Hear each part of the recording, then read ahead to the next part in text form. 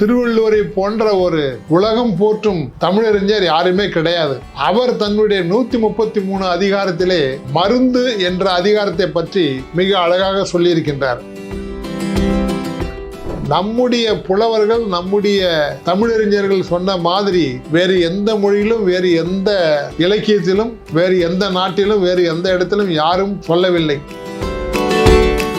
ஆகவே நம்முடைய உணவு பழக்க வழக்கங்களை தினசரி ஒரு வேளை அல்லது 2 வேளைக்குள் நாம் முடித்து விட்டோமானால், அதிலும் குறிப்பாக எது எந்தெந்த நேரத்தில் எது எப்படி சாப்பிடலாம், சாப்பிடக்கூடாது அப்படிங்கிறத நம்ம தெரிஞ்சு வச்சுக்கிட்டு நம்முடைய வாழ்க்கை முறை அமைச்சுக்கிட்டோம்னாக்கா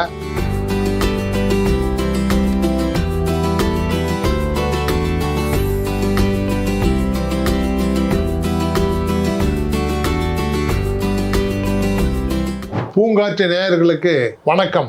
நம்முடைய வாழ்க்கை முறை, வாழ்க்கை தத்துவம், லைஃப் ஸ்டைல் இதையெல்லாம் எந்த அளவிலே நாம் நன்றாக அமைத்து கொண்டால் நோய் நொடி இல்லாமல் நீண்ட நெடிய காலம் எந்த மருந்தும் எந்த மருத்துவரையும் நாம் கலந்து ஆலோசிக்காமல் நன்றாக வாழலாம் என்பதை பற்றி சொல்வதற்காகத்தான் இங்கே நான் உங்களுக்கு வந்திருக்கின்றேன். அதிலும் குறிப்பாக 3 வேளை நாம் உணவு உண்கிறோம், அது நமக்கு பழகிவிட்டது. ஆனால் நாட்டு வழக்கத்தில் ஒன்று சொல்வார்கள், 1 வேளை உண்பவன் யோகி, 2 வேளை உண்பவன் போகி, 3 வேளை உண்பவன் ரோகி. அதாவது ஒரு நாளைக்கு 3 வேளை நாம் சாப்பிடக்கூடாது. அந்த 3 வேளை சாப்பிடுவதன் காரணமாகத்தான் நமக்கு எல்லா வியாதிகளும் வருகின்றன. ஆகவே நம்முடைய உணவு பழக்க வழக்கங்களை தினசரி 1 வேளை அல்லது 2 வேளைக்குள் நாம் முடித்து விட்டோமானால், அதிலும் குறிப்பாக எது எந்தெந்த நேரத்தில் எது எப்படி சாப்பிடலாம், சாப்பிடக்கூடாது அப்படிங்கிறத நம்ம தெரிஞ்சு வச்சுக்கிட்டு நம்முடைய வாழ்க்கை முறை அமைச்சுக்கிட்டோம்னாக்கா நமக்கு மருத்துவர்கிட்ட போக வேண்டிய வேலையும் கிடையாது. நோய் நம்ம வந்து அவஸ்தைப்பட்டு மருந்து சாப்பிட்டு நோயை தீர்த்து கொள்ள வேண்டிய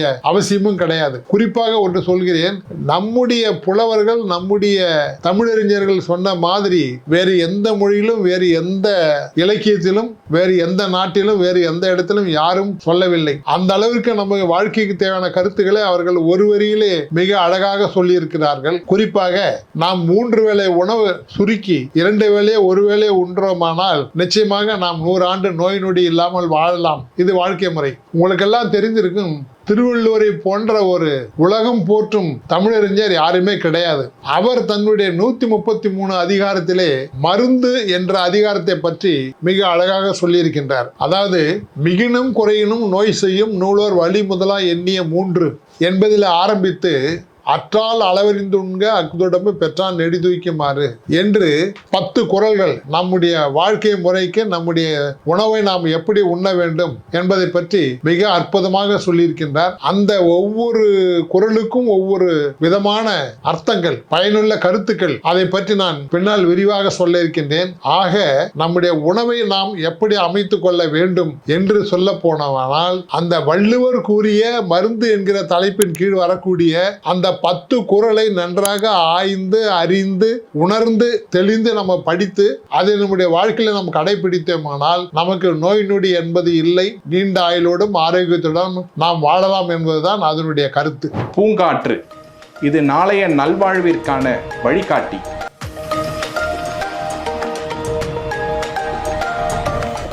தொடர்ந்து எங்களோட வீடியோக்களை பார்க்கறதுக்கு பூங்காற்று சேனலை சப்ஸ்கிரைப் பண்ணுங்க அண்ட் ஃபாலோ பண்ணிடுங்க.